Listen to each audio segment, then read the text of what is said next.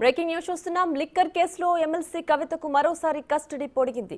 July 3 వరకు custody పొడిగిస్తూ Delhi Rouse Avenue court ఉత్తర్వులు జారీ చేసింది. నేటితో జ్యుడిషియల్ కస్టడీ ముగియడంతో అధికారులు కోర్టు ముందుకు హాజరుపరిచారు. కస్టడీ పొడిగించాలన్న దర్యాప్తు సంస్థలు పిటిషన్పై విచారణ జరిపిన కోర్టు ఈ మేరకు ఉత్తర్వులు జారీ చేసింది.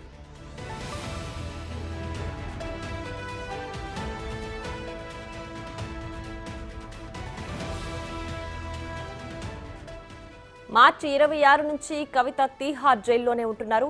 లిక్కర్ కేసులో కవిత పాత్రపై ఈడీ సప్లిమెంటరీ ఛార్జిషీట్ దాఖలు చేసింది. ఈడీ ఛార్జిషీట్ పరిగణలోకి తీసుకున్న ట్రయల్ కోర్టు కవిత, చరణ్ ప్రీత్ కు ప్రొడక్షన్ వారెంట్లు జారీ చేసింది. మిగిలిన 2 నిందితులు కోర్టు ముందు హాజరు కావాలని సమన్లిచ్చింది. ఛార్జిషీట్ పరిగణలోకి తీసుకున్న తర్వాత తొలిసారి కవిత కోర్టుకు హాజరయ్యారు.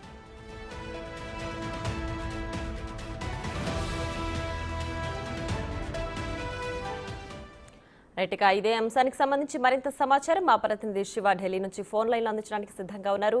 శివ, చెప్పండి, జూలై 3 వరకు కూడా కవితకు కస్టడీ పొడిగించినట్లుగా తెలుస్తోంది. కంప్లీట్ డీటెయిల్స్ ఏంటి?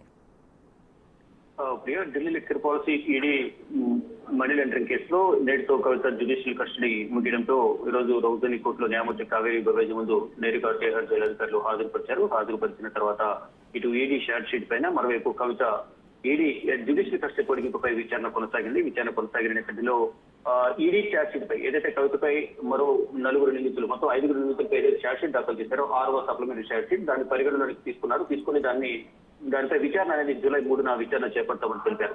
మరోవైపు జ్యుడిషియల్ కస్టడీ కూడా ఈడీ కేసులో జ్యుడిషియల్ కస్టడీ కూడా జూలై 3కు పొడిగించారు. అంటే 3వ తేదీ వరకు కవిత జ్యుడిషియల్ కస్టడీలో ఉండబోతున్నారు ఈడీ కేసులో. ఇక సిబిఐ కేసుకు సంబంధించి సిబిఐ కేసులో జ్యుడిషియల్ కస్టడీ కూడా ఈ రోజుతో ముగిసింది.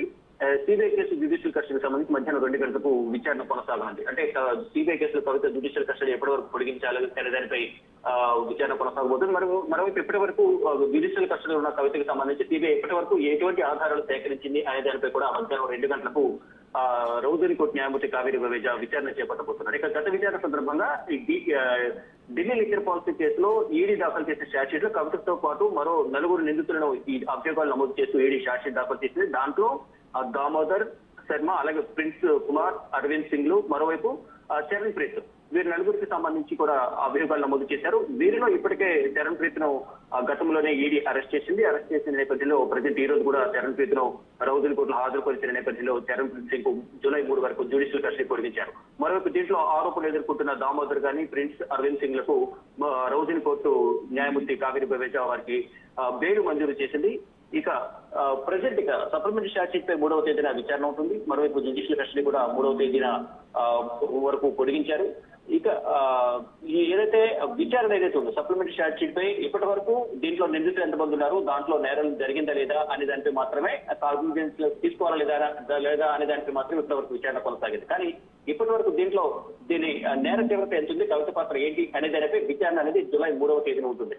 ఇక కవితకు సంబంధించి జ్యుడిషియల్ కస్టడీ ఏదైతే ఉందో జ్యుడిషియల్ కస్టడీకి సంబంధించి మనీ లాండరింగ్ కేసులో దానిపై ప్రధానంగా మధ్యాహ్నం 2 గంటలకు విచారణ కొనసాగించే అవకాశం కనిపిస్తోంది. మధ్యాహ్నం 2 గంటలకు రౌజన్ కోర్టు న్యాయమూర్తి సిబిఐ కేసులో జ్యుడిషియల్ కస్టడీ పొడిగించాలా లేదా అనే దానిపై విచారణ కొనసాగే అవకాశం అయితే కనిపిస్తోంది.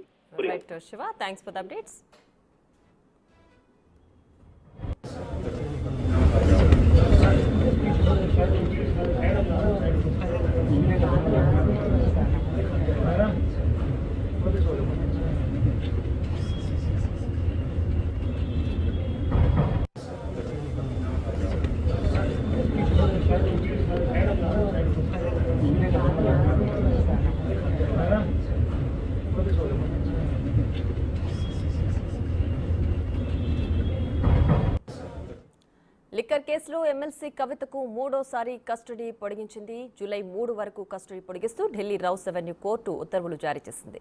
నేటితో జ్యుడిషియల్ కస్టడీ ముగియడంతో అధికారులు కోర్టు ముందుకు హాజరుపరిచారు.